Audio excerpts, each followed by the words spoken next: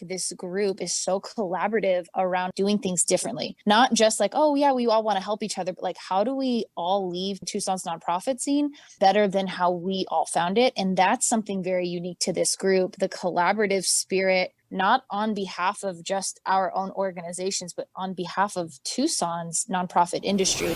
We can't think about these institutions that have been around for a really, really long time and are set up to survive pandemics. We have to think about those grassroots organizations because they're the ones that know our community best.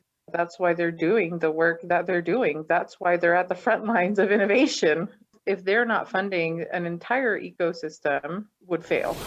This is an opportunity where some of our smaller groups have passion and energy and are ready to step into a place that they may not have been able to before, but can now. Where can you invite some of these groups to the table? Where can you get their involvement, and where can you start to get their energy and their experience and expertise? Because it's needed now more than ever.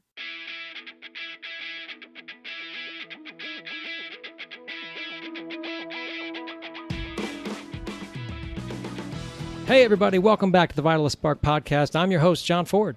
And if you're sick of us introducing you to passionate and insightful leaders when it comes to health and well-being, then, well, I don't know what to say. Because in this episode, you're about to meet 3 transformative nonprofit CEOs and be introduced to the emerging leaders network they are building statewide.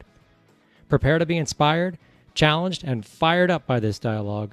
For newer leaders and smaller nonprofits working hard to help their communities in the midst of a global pandemic and social change movement, there is a lot to talk about.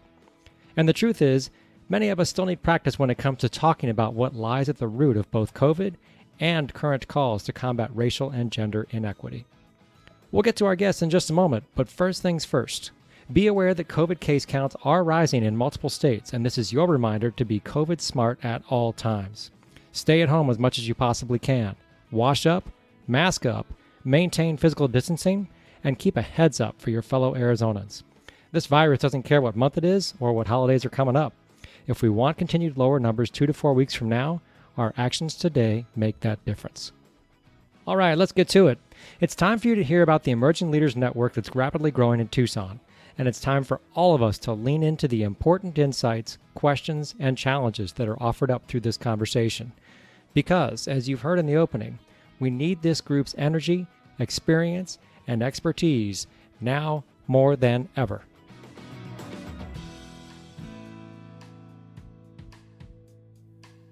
Today, we have an amazing group of women joining us, emerging leaders from Tucson, Arizona. I am joined today by Megan Headings, the Executive Director at Family Housing Resources in Tucson. Megan, how are you? I'm good, thanks. And also we have Carrie Lopez Howell, Executive Director at Sunnyside Foundation. Carrie, how are you? I'm great. How are you? Great. Thank you for being here. And last but not least, we have Amalia Luxardo. She is the CEO of the Women's Foundation of Southern Arizona. Amalia, how are you? I'm good. I'm excited. Amalia, it seems like you were the genesis of all of this. I honestly can't take all of the credits. This all first started when Elizabeth Slater, who is the CEO of Youth on Their Own, Kyoto here in Tucson, had our first meeting as a funder and a grantee recipient. And then we said, we're first-time women CEOs here. We have a lot of different ideas on what the nonprofit sector should look like. We should start a group. And so when this all came up, it was supposed to specifically be a new CEO group for just women. And then the men started knocking on the door, and we're kind people. So we said, yeah, sure, come on in. The group grew from 5 or 6 to about 25 really, really quickly. And that's when I knew we had to call a funder to back something like this. And we called David Martinez over at Vitalist. You wanted to start off with women CEOs. You ended up with even more CEOs. How did you all work together to put together a set of, for lack of a better term, boundaries? You mean within the group? Mm-hmm. The boundaries really came from the group, and I think that's what makes us really, really special. We didn't have somebody from the outside coming in telling us, this is what you're supposed to do. These are the best practices out there in the world. This is how you're supposed to run a round table, and these are the professional development courses you need to take. It really came from the group, and it was really led by the group. So Elizabeth and I really work as facilitators, though there have been other members of the group that have facilitated conversations along the way, because I think it's important for the two of us to be able to fully participate as participants as well. But like I said, a lot of those boundaries, the one that's most important to all of us is that around confidentiality and really keeping the space as sacred for all of us. And I think that's really what's made it work, is that it's a self-facilitated group. We're all CEOs for a particular reason. We didn't make it to the top because we don't have the skill set. It's quite the opposite. And so I think it's really important to acknowledge that in each of us as leaders. Carrie, what's your reflection on the group's origin? Amalia always boosts confidence and reminds me to feel empowered. I think that's one of the hard parts about other CEO groups or groups you walk into is I've always left, me personally, feeling almost like, oh man, I really don't know what I'm doing from a lot of those groups. Whereas this group, maybe it was because, Amalia, you were kind of taking the lead on that with that mentality of like, hey, we got here because we're talented. We just need a space to troubleshoot with each other. Versus you go to this group and you're like, oh my God, was I really supposed to be here? Because this is all the stuff I don't know how to do, or maybe I shouldn't be in this role. And that's what I've loved about the group formed by Amalia and Liz, is it's a different mentality. They kind of flipped it on their head. Like, we're talented enough to be here. Just give us the space and the confidentiality to really have these conversations, because once you make it up there, it becomes super lonely. You have to figure out who you can talk to and who you can open up to about things. And it's something that I don't think people talk about enough in networking groups for CEOs and EDs. And Megan, your perspective on how things started? That rapid growth, I think from it going very quickly from 6 female CEOs to the group of 25 also indicates how many positions have been turning over and how there's this real big shift in new leaders emerging. And I think the other benefit to this group is the recognition of there's a lot of us trying to figure this out, and a lot of us are taking on roles that maybe had CEOs or whoever were in the role prior for a long time. And so that transition is incredibly important, to lean on peers that are doing that same work, have that same basis of understanding. Yeah. And there was such a foundation of that respect too. I just still remember that first meeting at Welcome Diner. I was invited to be at a lot of CEO groups, and I felt inundated with CEO group requests. And it was a one-person team at the time. And so I had to really figure out what was going to leave me feeling energized and what was going to leave me feeling scared. And this group always left me feeling very energized, because the foundation was we're all capable, we're all talented. Amalia and Liz set up a safe place. It was such an empowerment approach, a strengths approach versus a deficit approach. I think all of us probably got a gazillion invitations. Oh, come be part of the CEO group. And the problem is that for many of us that are BIPOC leaders specifically, we don't have it in our budgets. And these are all membership-based groups. And that's something that we wanted to stay away from as we got together, was making it accessible to this new generation. And I use that really loosely, because the generation thing is not necessarily for us a matter of age, but just sort of this new wave of CEOs that have different perspectives. We needed to make it accessible for everyone. And if folks were interested, this is one of those groups, you get what you put in. Folks were interested, you stay and you have these conversations that I find really worthwhile. And if not, then that's okay. And another CEO group is probably for you. Megan, what exactly did this group of CEOs offer that others did not, and why? I will say what I've recognized from this group is an ability to show empathy towards what others are feeling in it, and a humility towards owning that fear factor of becoming a new CEO and all the aspects that come with it. So we've had a lot of conversation around imposter syndrome and some of these concerns that when you're put in a position of leadership, you don't want to speak openly about, because it feels like it can undermine or risk your position. And to have a group that so actively supports those conversations and create that dynamic where you can really feel safe is incredibly important. I think the other piece is that both here locally in Tucson and growing statewide, there's a lot of leadership roles that have been in place for years and years, and that can seem incredibly hard to embrace. And so having a community where you can network and discuss a new approach to the work that we're trying to do is incredibly exciting.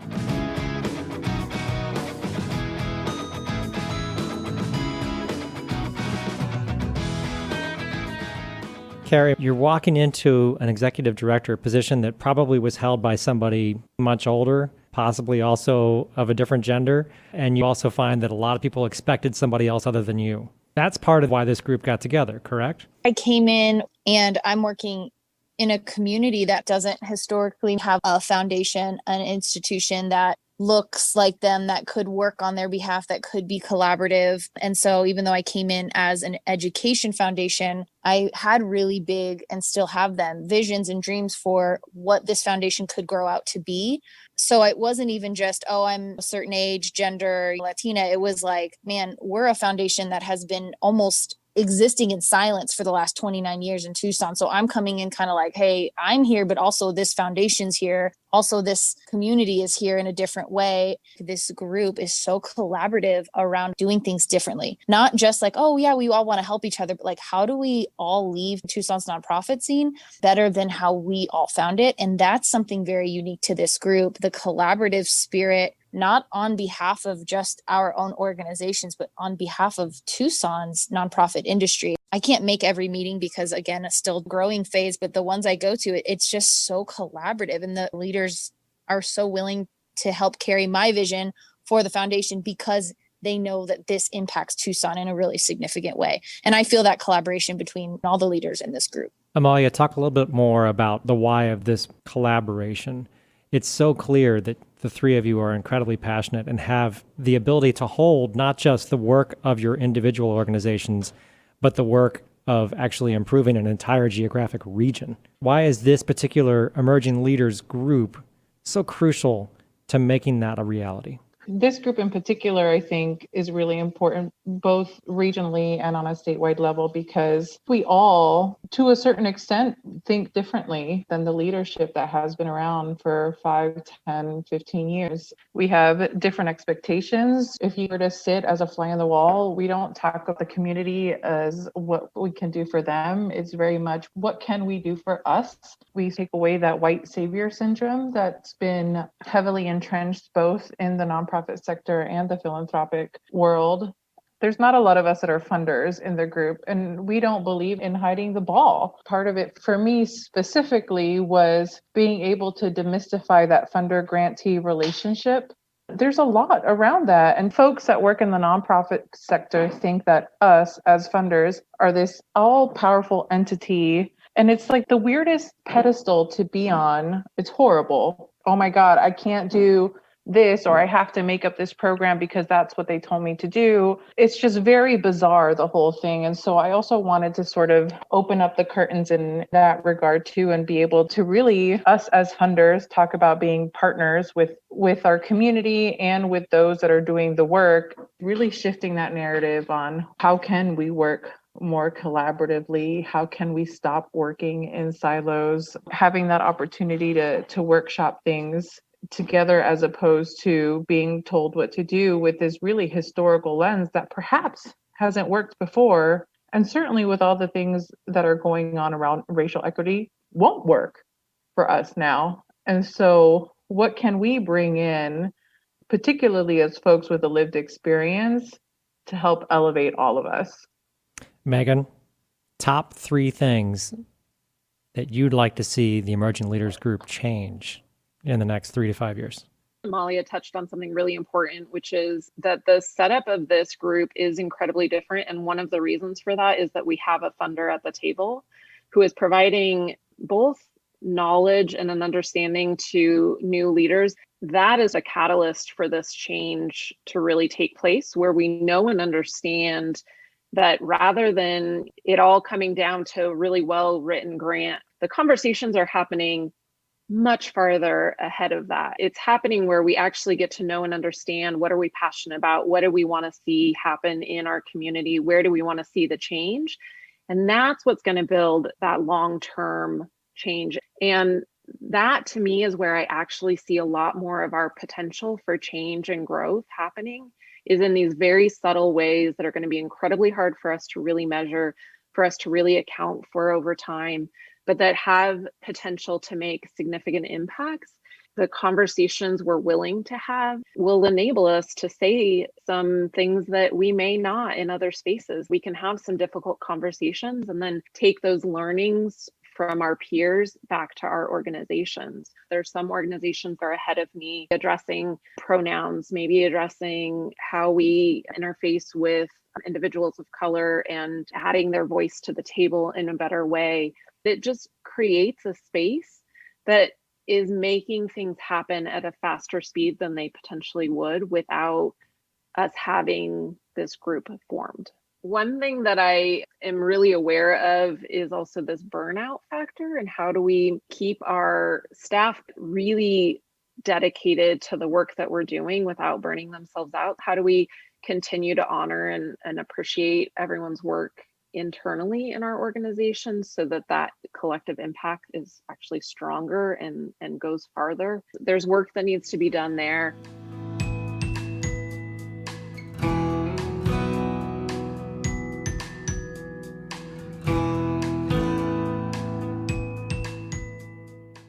Truly, the biggest one to me is just the systemic racism that is prevalent in almost all of our organizations and all of our community and in our government today. That's just enormous and has to finally be addressed. And I feel like this year that's happening. And I don't think we can let that momentum go. I'm so grateful that this group was formed already, because this is a potential avenue for us to really get some strong growth and some collaboration happening that can make change. Carrie, what would you like to see change, and build on some of the issues that Megan has already brought up? It has to do with taking the theory of systemic racism and applying it to the way that we collaborate. That's where I see, as a foundation that serves the south side of our community and that has board members directly from the community, and we are a foundation, we are an institution. I see that the fear around real, true collaboration. Let's talk about systemic racism. Let's talk about it. Let's think on it. Let's do this. Let's do that. But then it's like, but how close to collaboration is everybody willing to get? And I think that's why it's so critical that Women's Foundation is in these conversations with the Emerging Leaders Group, because it's taking away this mystery of, oh my God, that's one of our main funders in town. Now they're not just at the table having this conversation with us. They're building up another foundation in Tucson that needs this information, that needs their expertise, that needs guidance. Like, Amalia's been a mentor one-on-one for me since I took this position. And so the impact that Amalia and I will leave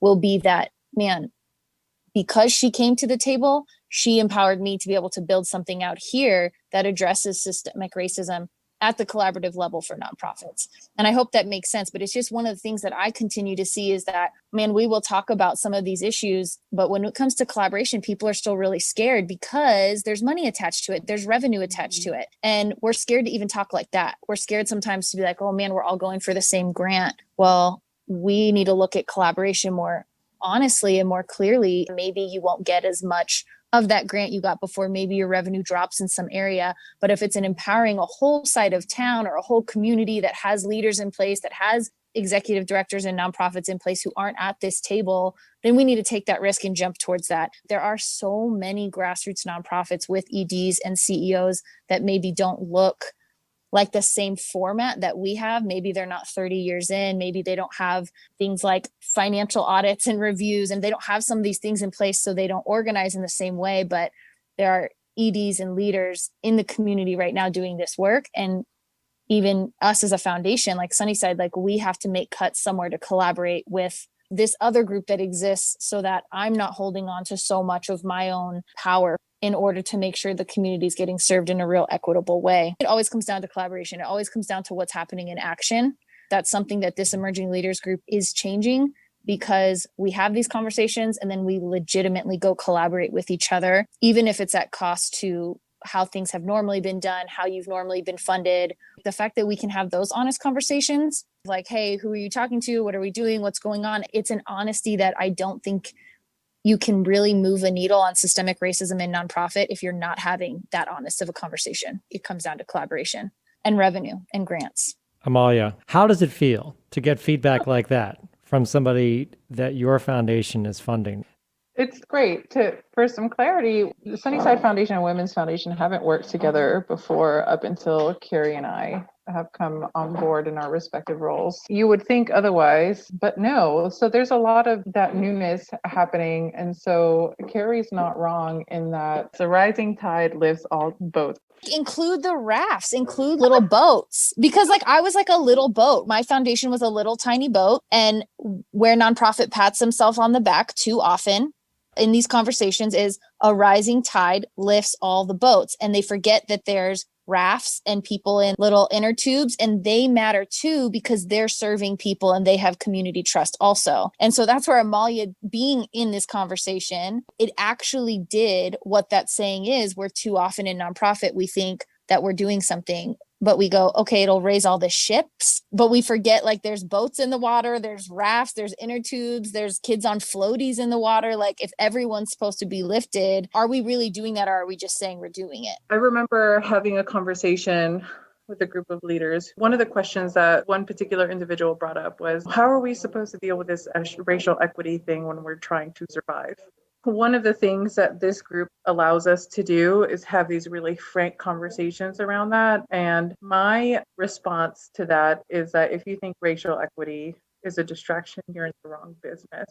Racial equity for us in particular, also gender equity, using those lenses as part of the work should be inherent, is just part of the territory. If you're looking at all of our demographics and the folks that we're working with in our community, it's there. It's largely Black and Brown communities. That's why nonprofit organizations exist. That's what we're here for. I know that both Megan and Carrie have said this. That is one of the things that we are striving for as a group, is putting that lens in particular at the forefront of our work, and not necessarily with our staff, because I have this feeling that most of our staff gets it, but doing it with the board and with our donors.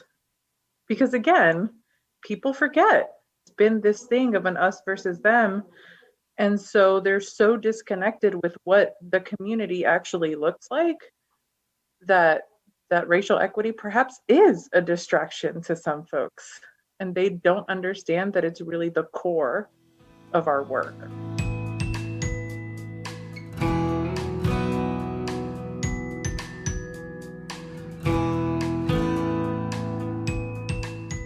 A board member says, well, yes, as a nonprofit, our goal is to help with economic and social and health disparities. But we're not a social justice foundation. Yeah, we've heard that one before. Talk about that gap between what needs to be done and what a board can see should be done, and how do you bridge it? There's a lot of education that needs to be done. Boards need to understand what racial equity is, because they don't. They need to understand what gender equity is, because they don't. They need to understand what social justice is, because they don't. I think a lot of folks, particularly on a board level, think that when you talk about social justice, you're thinking about the people that are rioting, the people that are protesting. That's part of the entire ecosystem, but it's not exclusive to that. I think the other problem is that the board doesn't look like the community that it's serving. Historically, what's been done is that you build boards that are older white people that have really deep pockets, because of course there's their financial responsibility, a fiscal responsibility to the organization, which is all fine and good. But who's to say that I don't have the wealth, that Carrie doesn't have the wealth? Who's to say that? Nobody knows, because we've never been asked before up until this moment in time, which I think is a disgrace. But also beyond that, the folks that have that lived experience that come onto the board can give you a better outlook on, okay, I've been in this community, this is what's worked for us, and so these are the programs that we should probably implement. Because if you're looking for a board that you can look to for ideas outside of the financial piece on how you can make your organization better, it's that kind of board that you need, not the kind of board that has existed for a millennia. Education is a big piece, but I think the other huge component is a shift in what our boards look like. And I would say it's not just the board level. I think that's important also to address, that it should be that needs to trickle down into all aspects of the programs of the organization. I agree with Amalia. She stated earlier that a lot of our staff already have a lot of awareness or understanding of some of the issues and sort of systemic issues with racism in the community, or that have caused a lot of these problems. it's also the opportunities to engage individuals within the communities in all aspects of our programs about how we're structuring things to make decisions on a day-to-day basis that I think is more important than the board dynamics, but I think is equally as important because that day-to-day piece is where you see the action happening and how you're making changes. This is why I'm going to say Sunnyside Foundation, at least where I sit as an ED, is so interesting, and probably why sometimes I get so frustrated is because my board doesn't have that. My board is directly people who either live, work, or have lived in the community. We have a 19-year-old all the way up to a 75-year-old. It's exactly what people say we need to have in nonprofit. We're having these conversations again. This is where my frustration comes sometimes of like, because the majority of nonprofits are run by certain demographics where there is this disconnect. And I'm going, oh my gosh, we're sitting on a foundation that's been here for 29 years that has exactly what we say we need in nonprofit, a diverse board, a board members of people from the community. We're raising small dollars from within our own community. We're doing all these innovative things. But getting big donors' attention is so challenging. What they would rather see is go to the traditional institution and have them make all these systemic changes because still that's what they want to see. They want to see the big institution make all the shifts and ignore the nonprofits that maybe are already set up in this way that we're trying to get these transitions. I get kind of frustrated about it because I'm like, man, there's innovation already existing. And still what we want to do is go to, and I've been part of both nonprofits, like the traditionally white spaces, and say, okay, can you guys become more innovative? Because we would rather fund you to become more equitable than fund the organizations or the grassroots groups that maybe don't look as familiar. Their organizations aren't as familiar or their structure isn't as familiar. We'd rather fund still the traditional thing we know than the thing that we don't know or understand. And I see our own problems in that too. As Sunnyside Foundation continues to grow, I see us becoming much less grassroots and much more formal and institutionalized. But that's the lens I keep trying to keep is like, I don't want our growth to negatively impact other grassroots organizations that are doing the innovative work already. When you reflect on that experience, whether it's at Sunnyside or elsewhere, what do you think is at the root of that, for lack of a better term, inclination for a foundation to fund something more traditional versus something more innovative along all the different dynamics that you just identified? What do you think is the driver? We're kind of testing a lot of this. It's because we still don't trust that you can do things differently and it be good. So I see this a lot of ways with funding because the foundation funds predominantly on the South Side and we're funding other groups right now. And I see it as we still want the same practices. Well, what about the reporting? Well, do they have a financial review? Well, do they have this in place? Well, what structures do they have in place? We're so scared to just go, you know what? We're going to let go of the dollar and trust this organization. We're going to trust the relationships they have. We're going to trust the work that they do. And also, the root is we have to find donors that are ready to just give and trust. I am a donor. When I give, I let go of that dollar. I'm going to trust the institution I give to, and I'm going to let go of it. And I'm not going to hold them so tightly to these things that then they're having to restrict the people that they're funding or the organizations they're funding. And so I think the education still comes back to donors. If you're not ready to give, like, don't give, like give when you are ready to give and trust the institution that you're giving to so that they can do what they think is best and what they know is best for their community. And I think that's the hardest place when you go all the way back. It's like, you have to find these donors that are ready to give and give without the strings attached so that organizations can operate. Megan, when you're a big foundation, the mindset is one of responsibility and accountability to wherever the money came from, responsibility and accountability to this nebulous idea of the community. What Carrie's talking about is just trust the community. What's it going to take to bridge that gap? You'll literally hear board members say things like, well, you know, we have to report to the IRS and we have to report to community stakeholders and we have to report to, and we also have to be able to account for every dollar spent. Our aversion to risk is, I think, causing us more harm than good. And I see this happen over and over. And this is typically what the government's response is as well. The systems that are put in place are trying to control risk so finitely that we end up putting barriers to access to programs that are mind-boggling. And frankly, we spend so much more money trying to control rather than just trusting. in my belief, there does need to be some process for a funder to establish that trust, to establish some basis of confirmation that this project or this entity has merit and is willing to do the hard work for the outcomes they say they can accomplish. Once that's determined, there needs to be a backing off and letting the work happen, because otherwise you're just putting in barrier after barrier, and an organization's time and energy goes into ensuring compliance rather than actually trying to achieve outcomes that are going to change the world.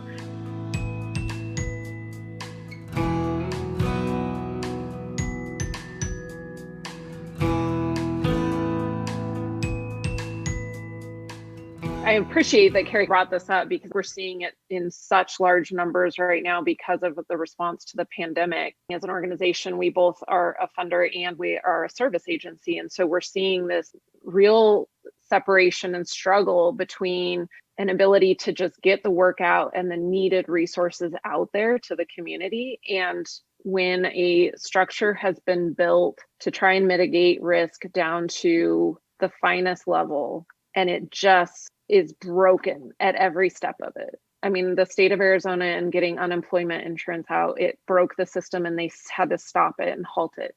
Arizona Department of Housing with the rental assistance, I mean, it's still barely trickling out and people are suffering. They're being evicted. They're leaving their homes. There's a large number of people that are just fearful right now and they're vacating before they get evicted, even though there's a moratorium right now. This notion that somehow we're doing better by putting in controls and measures and checks and balances, and that all of this is going to somehow lead to something that's so much better, is so devastatingly wrong. And that, I think, at the core is what has to change. Amalia, that sounded a lot like the description of an institutional system that's designed to preserve itself rather than to make change.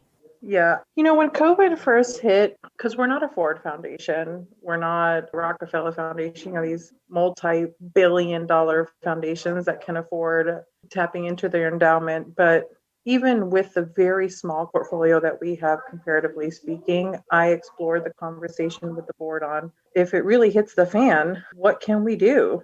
We need to do something. Those are the inherent conversations that need to happen with all of these larger foundations. If you've got huge portfolios, what are you sitting on the money for? Supposedly, it's to help the community. And so you can't bury yourself with the money. It's not going to keep you warm. You're dead.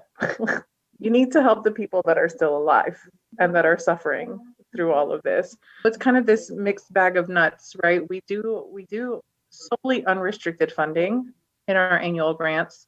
We've moved to doing renewable grants at a much higher cap, but we do still have a process by way of applications and that sort of thing. But to Carrie's point from way early on, that these relationships happen much before the application process. And so if we're meeting with an organization that does really good work that merits unrestricted funding, then we would help them with the application process. And that's not something that you hear of really commonly that a foundation provides that support. And as far as reporting and that sort of thing, we actually bring on people to help the organizations that don't have the capacity to look through all of the numbers, or go through their database, not even have database, so that we're able to get the data that we need as a funder without adding that burden to the staff on that nonprofit organization.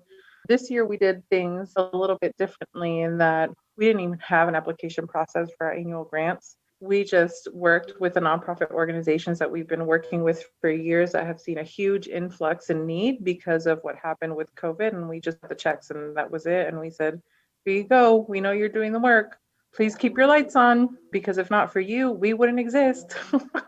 That was really the approach that we took. And that's true. And I feel like a lot of funders, philanthropists forget that. If not for the nonprofit organization doing the work, what would be the point of us? Nothing. I would be out of a job. I think it's really important to also keep that in mind, is that these nonprofit organizations, especially now that are trying to survive, those are the ones that need the most funding now. We can't think about these institutions that have been around for a really, really long time and are set up to survive pandemics. We have to think about those grassroots organizations that Carrie's been talking about. because they're the ones that know our community best. That's why they're doing the work that they're doing. That's why they're at the front lines of innovation. If they're not funding, an entire ecosystem would fail. Here's the interesting interplay. We're talking about the massive need for grassroots, community lived experience, for emerging leaders, and yet there is this interplay with larger institutions that want to be supportive and sometimes struggle to do so. Amalia, if you would, reflect on that in the case of the growth and development of the Emerging Leaders Group itself. As this group grew, and Elizabeth and I really thought about, amidst the pandemic and everything that's going on, it'd be really nice for us to take a step back and give the reins to someone that's not necessarily someone in the group, because we know that they can use this space to air out their troubles. But who can we work with that we could trust, that really understands how all of us are aligned in our mission, vision, and values? And so that's how this group of consultants came in. They're all women of color. They're all entrenched in the work of the community across the state. They understand the lenses that we're trying to incorporate into our organizations. If we're not doing that already, they understand how to have those conversations. It's a much higher level of a conversation. And when they stepped in, it wasn't like, well, this is how this group is going to look like. They asked us, much like how we've been handling the group, what do you want it to look like? And so we are the ones that articulated how we want to move forward as a group. That other thought on other phases is hopefully being able to offer that collaborative space with folks across Arizona. I'm not from here. I've been here for 10 years, and I've heard over and over how Phoenix and Tucson, like there's such competition, and Maricopa this and Pima County that. But if we work together, we can get these really big funders into Arizona. And so why not do that? We have this huge opportunity. Why not do that? The more of us that you get together on a united front, the more turnover you're going to start to see on all of these different areas, in staff, in boards, hopefully in other CEOs. We talk a lot about this, that we need to amplify and empower other rising stars that are younger, that are people of color. Okay, so how can we do that now that we're here? How can we utilize our power in order to do that? And I think building a really strong network, not only in the region, but across the state, is really important. So that's what these folks are here to do, is to help us do all of that, because some of us are one-woman shows like Carrie, and it's impossible for her to carry that burden on her own. Even if we have a staff, we're all doing the work. And so how can other folks support us in doing all of this and getting us all together without burning us out?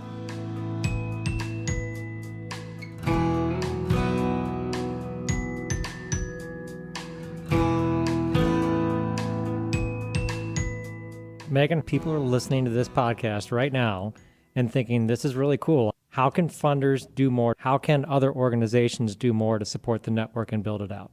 There's a few ways that they can help. I think that understanding who is currently participating, understanding the work they're doing, and supporting the efforts of collaboration that are happening, it's critical. The more that this group comes together, the more that we're allowing ourselves exposure to new ideas. And I would hope that that also trickles out to the fundraising opportunities. They'll have exposure to these new leaders, to understanding the work that we're doing. Carrie, what do you think? There's people out there listening and they're thinking, this is a pretty cool group.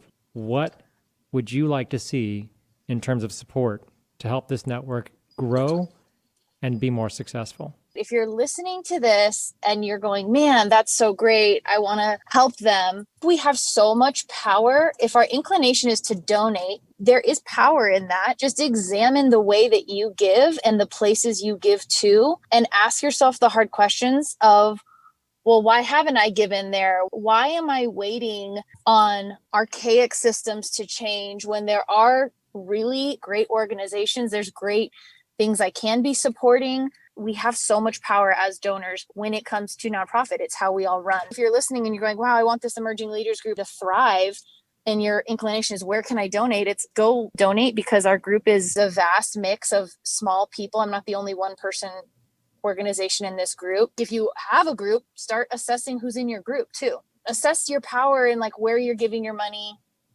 Ask yourself hard questions. why you're waiting to give. Take a risk in giving to a new place, into a smaller organization, a grassroots group. If you're in an emerging leader group right now, look at your list of who's at the table with you and look at the systemic pieces. I think there's a new cool change right now where we're getting lots of new young BIPOC leaders. If the leader is a person of color, but the board is still predominantly white and they still run in the exact same format that they've always ran, we still don't have all the right people at the table. We're still not empowering all the right organizations.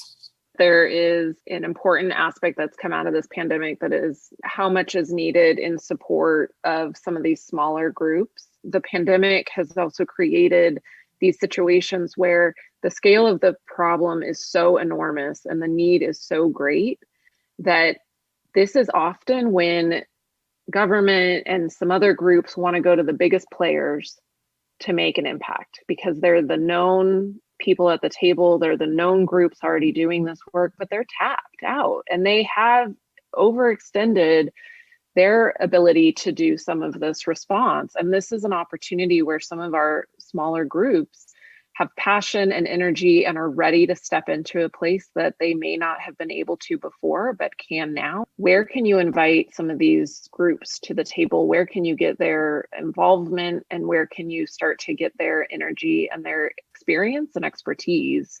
Because it's needed now more than ever. Amalia, we'll give you the last word on this. If funders are listening and you are interested in creating a new program for emerging leaders, that different generation are filled with folks that represent the BIPOC community, don't do it.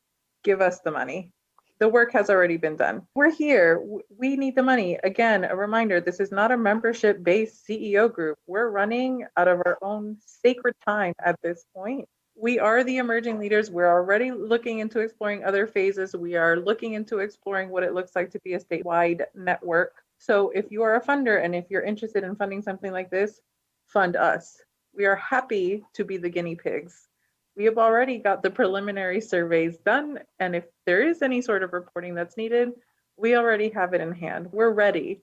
If you're a donor and you believe in leadership development, but you also recognize that women and people of color can't afford it, fund us. The majority of this group are women.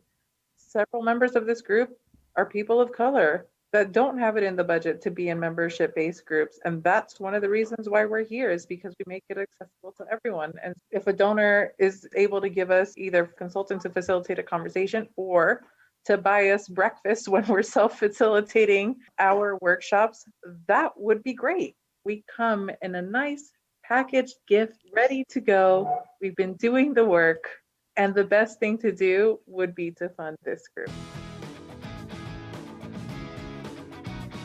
Thank you, Amalia. Thank you, Megan. And thank you, Carrie. The three of you are rock stars, representing an obviously incredibly insightful and energetic group that's poised to grow statewide. All the emerging leaders need are more resources to get there. Vitalist is already at the table providing support, and this group is more than happy to have more. One of the best ways to grow is through communication. Check out our show notes for direct links to the websites for Women's Foundation of Southern Arizona with CEO Amalia Luxardo, Family Housing Resources with CEO Megan Headings, and Sunnyside Foundation with CEO Carrie Lopez Howell. Don't forget, a twin-demic of flu and rising COVID cases is possible, and avoiding that twin-demic is up to us. So stay COVID smart. Get your flu shot now to help avoid the combined effect of the flu and COVID on our neighbors, our healthcare professionals, and our hospitals. Next, make sure you continue to wash up, mask up, physically distance wherever you can, and keep a heads up for each other out there. Double points for masking up, by the way. It can help prevent COVID and the flu from spreading. Remember, we're in a marathon, not a sprint. By being in this together, we'll get out of this together. One more reminder, the courts have spoken and the U.S. Census deadline is now October 31. Do your part to make sure everyone living in Arizona gets counted. Encourage people to visit 2020census.gov today. That's 2020census.gov. Our COVID-19 Roundtable will be back next week. In the meantime, don't hesitate to delve into our back catalog of episodes. We've got nearly 50 to choose from, which means there is a lot to listen to, including guests from across the state and national experts too. Visit us on the web at vitalisthealth.org/podcast. Check out all of our current and past episodes on Spotify, Or simply reach into that podcast app you're using right now and select another show to find out what's going on related to health and well-being in Arizona. That's it for this episode. The takeaways from this dialogue belong at the family dinner table as much as they do in your place of business, in city and town halls, and in the domains of healthcare and public health. So please, share this independent episode far and wide. Subscribe to the Vitalist Spark podcast to get notified as soon as new episodes are released. Or listen to the Vitalist Spark just like you listen to your favorite music on Spotify. Give us your feedback wherever you get your podcasts, or you can also give us your input the old-fashioned way. Your corrections, complaints, and compliments are all welcomed by emailing us at feedback@vitalisthealth.org. Finally, remember this. With great responsibility comes great power. We'll see you back on the road to well-being soon.